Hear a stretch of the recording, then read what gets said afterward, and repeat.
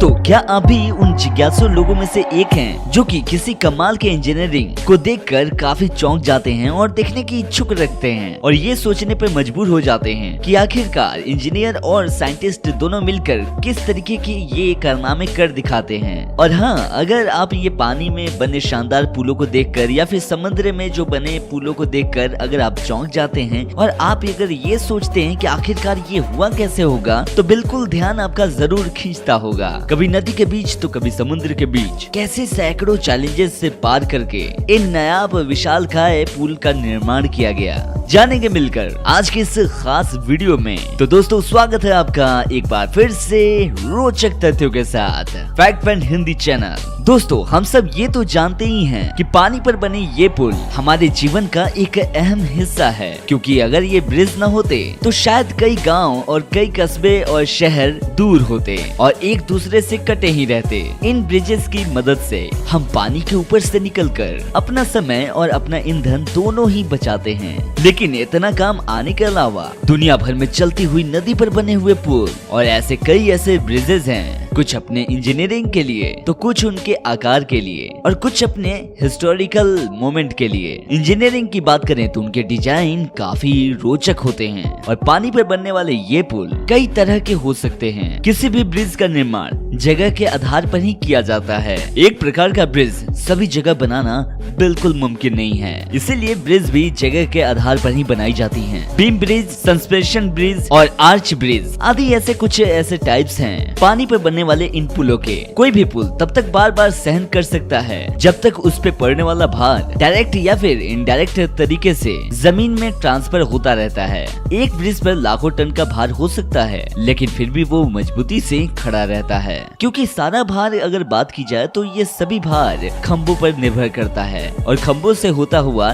सीधे जमीन के अंदर चला जाता है, जिससे कि ब्रिज को कोई भी नुकसान नहीं पहुंचता। लेकिन दोस्तों, पानी पर बनने वाले ब्रिज सबसे बड़ी चुनौती ये होती है कि उनका फाउंडेशन बनाया कैसे जाए, और उनका फाउंडेशन बनाने के चक्कर में बहुत सारे मुसीबत का सामना भी करना पड़ता है। और पानी जितना गहरा हो तो ये चैलेंज और भी ज्यादा बढ़ जाता है और फाउंडेशन मजबूत बनाना बहुत ही ज्यादा जरूरी होता है, क्योंकि आखिर ये पिलर ही तो होते हैं जो कि इस पूरे ब्रिज को अपने पर संभाले होते हैं, जिनके दम पर इस ब्रिज को स्थिर रखा जाता है। तो कैसे की जाती है इन फाउंडेशन की तैयारी, आइए समझते हैं। तेज बहाव नदियों वाली पर एक पिलर को खड़ा करने के लिए इंजीनियर्स जो हैं वो सबसे पहले एक स्ट्रक्चर तैयार करते हैं और उसको बनाते समय पानी की अधिकतम और न्यूनतम यानी कि गहराई, पानी की बहाव की गति और पानी के नीचे की मिट्टी, पुल का भार और पुल पर चलने वाले वाहनों का भार, बहुत ही बारीक से बारीक चीजों पर ध्यान दिया जाता है। इसके बाद जो है पुल का नींव का प्रकार तय किया जाता है,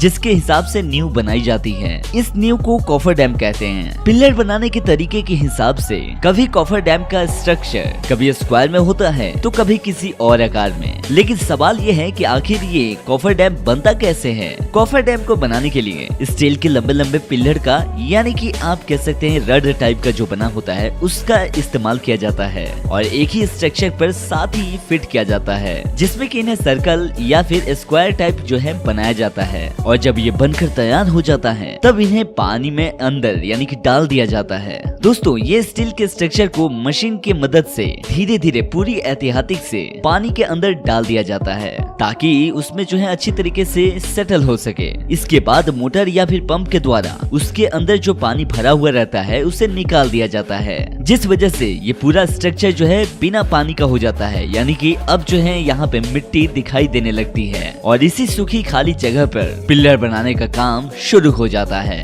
जहाँ पे कि कई सारे वर्कर लगकर इस जगह पे पिलर बनाते हैं। हालांकि हर जगह इस तरह के काम को अंजाम नहीं दिया जा सकता है। अगर पानी बहुत ही गहरा हो तब ये डैम जो है ये काम नहीं कर पाएगा। जैसे कि समुद्र में बीम बनाने के लिए समुद्र के तलवे में सबसे पहले कोई ठोस जगह देखी जाती है, उसकी गहराई मापते हैं, इसके बाद बड़ी बड़ी मशीनों का सहारा लिया जाता है और वहाँ की मिट्टी को निकाला जाता है और ढेर सारे खड्डे किए जाते हैं, जैसे कि बोरवेल बनाते समय किया जाता है। फिर उस बोरवेल में में स्टील या फिर लोहे के मोटे पाइप का इस्तेमाल किया जाता है और फिर पाइप के अंदर का सारा पानी को निकाल दिया जाता है। उसके बाद जो है उस पाइप में सीमेंट या फिर और भी जो गिट्टी वगैरह कहते हैं उसे डाल दिया जाता है, वो भी जरूरत के हिसाब से। एक से ज्यादा खंभे तैयार करके आपस में स्क्वायर में या फिर सर्कल में जोड़ दिया जाता है, जिससे कि एक मजबूत खंभा बनकर तैयार हो जाता है। जैसे जैसे खंभे बनते जाते हैं वैसे वैसे उनके ऊपर जो है रोड भी तैयार होते जाते हैं। जब 2 खंभे बनकर तैयार हो जाते हैं तब सबसे पहले बड़े बड़े मशीनों के द्वारा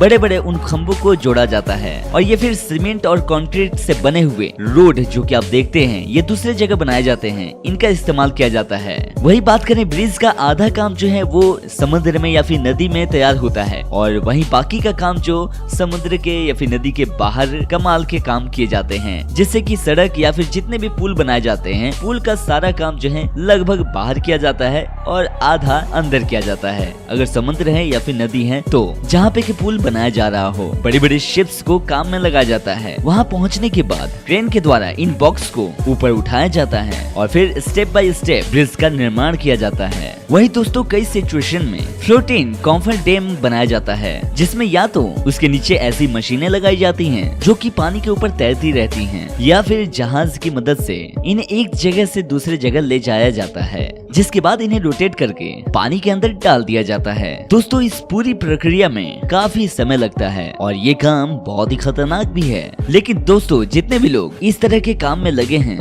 वो काफी प्रोफेशनल होते हैं, चाहे वर्कर हो या फिर इंजीनियर्स हो, सभी को इन कामों का काफी अनुभव होता है, जिसके बाद ही जटिल से जटिल प्रोजेक्ट पर काम करने के लिए अनुमति दी जाती है। क्योंकि ये ब्रिज किसी नौसिखिए द्वारा बनाया गया तो उसका खामियाजा कई लोगों की मौत से भुगतना पड़ेगा। अब हमारे अपने ही देश की बात कर लें, मुंबई शहर में स्थित वर्ली में स्थित पुल को देख लीजिए। इस 5.6 किलोमीटर दूरी वाली पुल पर स्टील के स्ट्रक्चर को इंजीनियरिंग का बेहतरीन नमूना कहा जाता है, लेकिन पानी के ऊपर इसे बनाना आसान नहीं है। ये एक बहुत ही लंबा और चुनौती भरा सफर था, जो कि 11 साल मेहनत के बाद 2.25 लाख करोड़ के खर्चे से हमारे इंजीनियर्स ने पूरा रंग दिखाया। अपनी पूरी मेहनत और सफलता से इसे बनाने में कायम रहे। तो दोस्तों अब तक आपने समझ लिया होगा कि इस तरह के ब्रिज बनाने में कितने पैसे क्यों खर्च लगते हैं, मतलब कि इतने पैसे क्यों खर्च होते हैं। ऐसे में ब्रिज बनाने में खर्च के साथ साथ काफी समय भी लगता है, लेकिन इसके बावजूद भी कई बार जो है ब्रिज फेल भी हो जाते हैं। इस चीज से बचने के लिए प्रॉपर तरीके से ब्रिज बनाना बहुत ही जरूरी हो जाता है और ऐसे में वो सभी एहतियात बरते जाते हैं जो कि जरूरी होता है। तो दोस्तों आज की वीडियो आपको कैसा लगा? उम्मीद करता हूँ कि आपको अच्छा लगा होगा, इन्फॉर्मेशन अच्छी लगी होगी आपको। फिलहाल अपना ख्याल रखिए, अपनों का ख्याल रखिए। हम मिलते हैं नेक्स्ट वीडियो में कुछ ऐसे ही रोचक तथ्यों के साथ। तब तक अपना ख्याल रखिए। अगर आप हमारे चैनल पर नए हैं तो प्लीज इस चैनल को सब्सक्राइब कर लीजिएगा, लाइक कीजिएगा, शेयर कीजिएगा अपने दोस्तों के साथ। ख्याल रखिए अपना, क्योंकि आप हैं तो सब कुछ है। Bye bye, take care.